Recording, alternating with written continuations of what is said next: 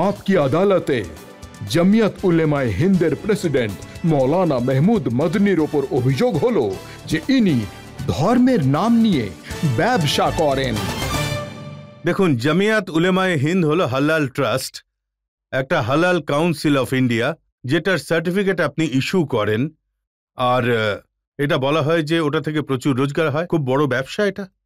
তাতে ভুলটা কি আছে?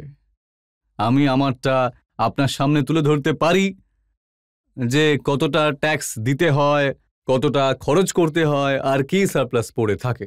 এটা কোনো বিজনেস না, এটা একটা সার্ভিস। একদমই এটা বিজনেস নয়, এটা অবশ্যই একটা সার্ভিস। বিজনেস তখন হবে যখন প্রফিট, এক্সপেন্সেস ইত্যাদি সব বের করার পর প্রফিট কি হচ্ছে, সঞ্চয় কি হচ্ছে, ওগুলোর জন্যই তো বিজনেস করা হয়।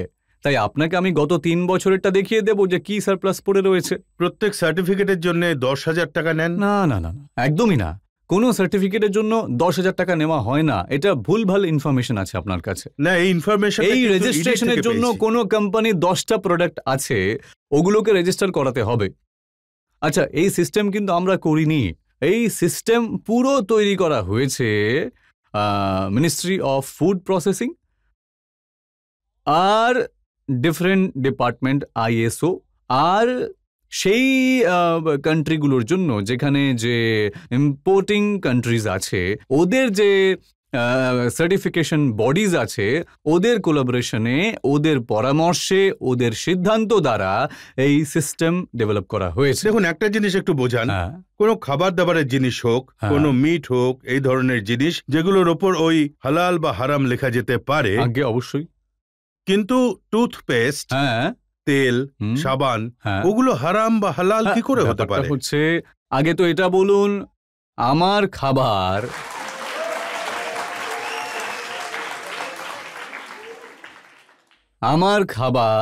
আর এই বোতলে রাখা জল, এটা হচ্ছে একটা ইস্যু। আমার রোজগার, সেটাও তো হারাম হতে পারে। আমি বলে থাকি বন্ধুদেরকে যে রোজগার তো হারামের খাচ্ছ, আর রেস্টুরেন্ট হালালের খোঁজ করো, তাহলে ওটা কিরকম হালাল হলো? রোজগারই হচ্ছে হারাম, আর তাহলে আবার খাবার কিভাবে হালাল হবে তোমার? এটা আমি আপনাকে হালাল বোঝানোর জন্যই বলছি। তাহলে জলের ওপরেও সার্টিফিকেট লাগবে? হ্যাঁ, অবশ্যই। জলটাকেও তো দেখতে হবে যে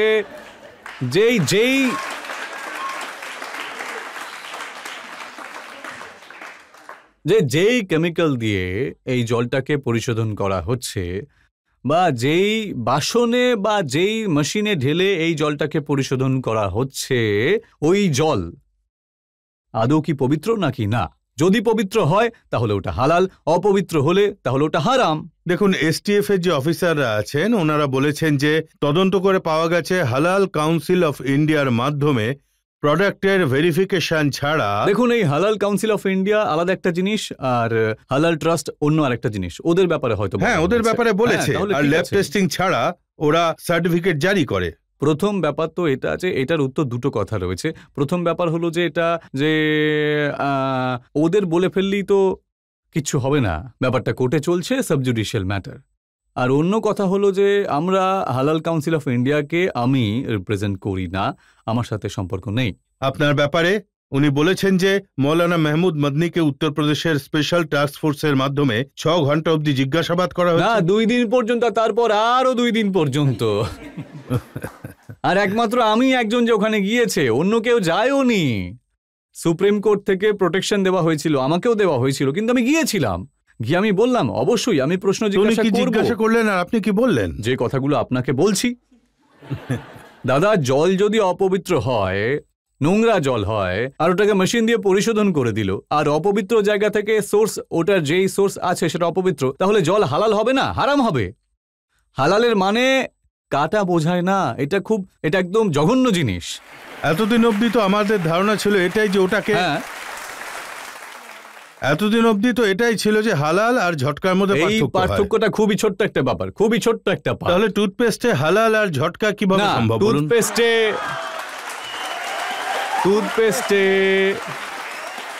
টুথপেস্টে চর্বি মেশানো বা এমন ম্যাটেরিয়াল মেশানো হয়ে থাকে, আমি তো ভেজিটেরিয়ান লোকজনদের কথাও বলছি, এমন ম্যাটেরিয়াল মেশানো হয়ে থাকে যেটা জেলাটিন দিয়ে ইত্যাদি তৈরি হয়েছে, হাড় দিয়ে তৈরি করা হয়।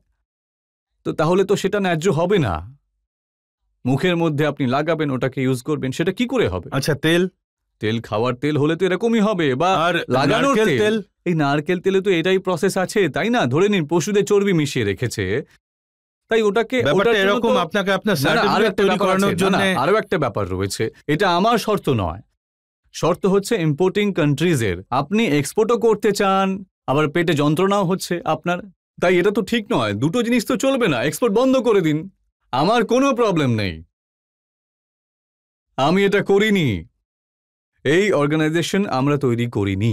এই অর্গানাইজেশন আমাদেরকে তোষামদ করে তৈরি করানো হয়েছে, কারণ ইম্পোর্টিং কান্ট্রিজের সিদ্ধান্ত ছিল, ওদের ওটা ছিল যে ভাই এই এই জিনিস এখানে থাকবে আর এইভাবে এই প্রসেসের মধ্যে দিয়ে আসতে হবে। ওগুলোর কোয়ালিটি কন্ট্রোল সিস্টেম যেটা থাকে, ওগুলোর কোয়ালিটির এটাও একটা প্রয়োজন। এখন ইন্ডিয়াকে এক্সপোর্ট করতে হবে, আর কোনো একটা কান্ট্রি নয়। এরকম প্রায় 50টা কান্ট্রি আছে যাদের এই রিকোয়ারমেন্ট হয়ে থাকে। ওই রিকোয়ারমেন্ট সম্পূর্ণ করতে হবে ডিপার্টমেন্টকে, তাই আমার কাছে আসে।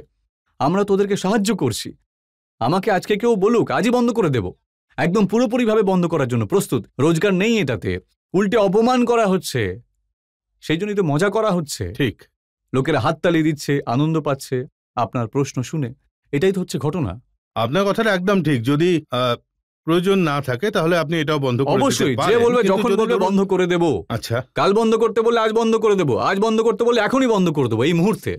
জামিয়াত নামে আপনার যে সংস্থা আছে সেটা মেয়েদের বোরখাতেই রাখতে চায় আর ছেলেদের আলাদা পড়াতে চায়। তাই আপনার কি মনে হয় না যে মেয়েদের ইকুয়াল অপরচুনিটিস পাওয়া উচিত আর বোরখা থেকে মুক্তি পাওয়া উচিত? হ্যাঁ,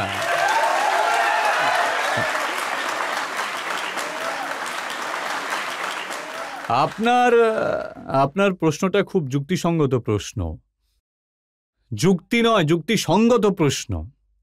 তাই একটা কথা, আপনি এটা বলছেন যে বোরখা থেকে মুক্তি পাওয়া উচিত, আপনার প্রশ্ন এটা। আর আমি এটা মনে করি বোরখা থেকে মুক্তি মিলুক বা না মিলুক, ওদের অবশ্যই প্রশিক্ষণ দেওয়া উচিত, শিক্ষা অবশ্যই দেওয়া উচিত। কোনো এক বাচ্চা মেয়ে যে বোরখা পরেনি, যেমন আপনি নিজে, আপনার পড়াশোনা করার সম্পূর্ণ অপরচুনিটিস পাওয়া উচিত, আর এমন এনভায়রনমেন্ট হওয়া উচিত যে আপনি সেফ ফিল করবেন। আপনি যদি এরকম হতেন যে আপনি এটা চাইতেন যে হিজাবেই থাকলেই আপনি নিজেকে সেফ ফিল করছেন, তাহলে আপনি নিজের ভালো থাকাটা অনুভব করতে পারছেন। সেখানে আপনাকে পড়াশোনা করার সুযোগ এই জন্য দেওয়া হবে না কারণ আপনি হিজাব পরে রয়েছেন। এটা কি বেশি ভালো হবে নাকি ওটা বেশি ভালো হবে? আমরা এটা মনে করি আপনি হিজাব পরতে চান না, আপনাকে অনেক অভিনন্দন। আপনাকে তা সত্ত্বেও যে আপনি হিজাব পরেননি তাই কেউ যদি এটা বলে যে ও খালি মাথায় ঘুরবে, তাহলে ও সেফও থাকবে না। এটা হওয়া উচিত নয়। যে কোনো মূল্যে আপনার পড়াশোনার সম্পূর্ণ সুযোগ পাওয়া উচিত। আমার মেয়ে, আমার বোন, আপনার বোন, এরা নিজে কমফোর্টেবল মনে করে না এরকম ইনস্টিটিউটে যেখানে ছেলে মেয়েরা একসাথে পড়াশোনা করে।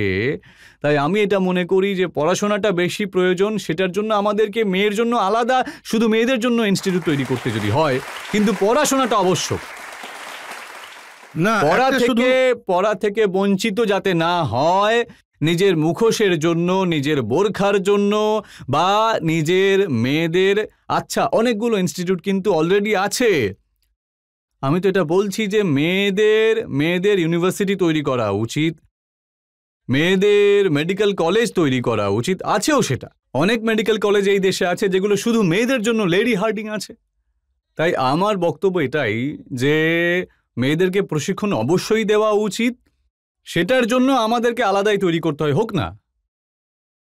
এখন কেউ যদি কমফোর্টেবল থাকে সবার সাথে পড়াশোনা করার, খুব ভালো কথা, তাদেরকে ওখানে সুযোগ পাওয়া উচিত। আমি জানতে চাইছি, যেমন দারুল উলুম আছে, দেওবন্দ আছে, ওখানে প্রশিক্ষণ নেওয়ার জন্য মেয়েদেরকে বোরখা পরাটাকে কম্পালসারি? ওখানে তো মেয়েদের প্রশিক্ষণই হয় না, কিন্তু মেয়েদের এই ধরনের প্রশিক্ষণের শুধু মেয়েদের ইনস্টিটিউট বিদ্যমান রয়েছে। এটা তো আরো খারাপ ব্যাপার যে এত বড় ওয়ার্ল্ড নোন ইনস্টিটিউশন থাকতেও মেয়েরা অ্যাডমিশনই পায় না ওখানে। আমি তো ওই একসাথে প্রশিক্ষণের বিরুদ্ধেই তো রয়েছি। আমি নিজেই একসাথে চাই না, সম্পূর্ণ সুযোগ পাওয়া উচিত, সম্পূর্ণ প্রশিক্ষণ পাওয়া উচিত, একসাথে যেন না হয়। আপনি দেবেন না ওই সুযোগটা? না, আমার বক্তব্য হচ্ছে যে যেখানে যে সুযোগ পাবে সেখানে পড়ুক না, অবশ্যই পড়ুক।